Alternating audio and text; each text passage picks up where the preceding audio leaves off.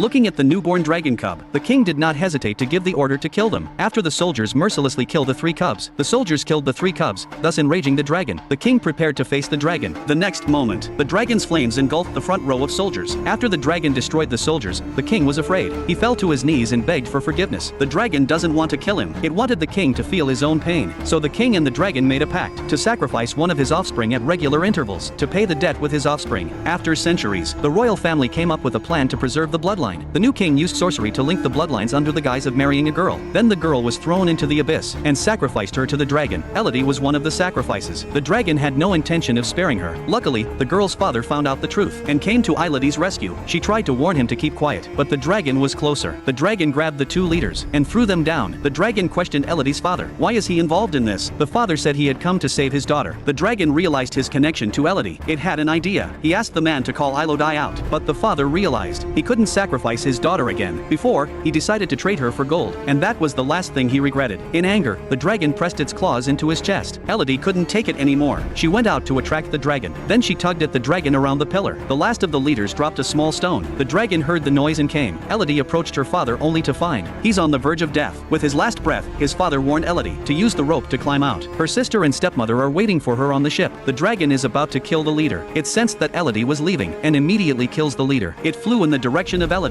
Elodie climbed out on a rope and mounted her father's horse to escape, but the dragon came after him. It breathed fire in Elodie's direction, and as she dodged, the whole mountain was set ablaze. The queen saw it and decided to take care of the problem. The dragon was furious and sprayed fire everywhere. Elodie hid under a slab of stone, shivering. The stepmother and sister waited for Elodie. Instead, they were met by soldiers who broke in. The stepmother was wounded and the girl was taken from her. She was to be sacrificed in Elodie's place.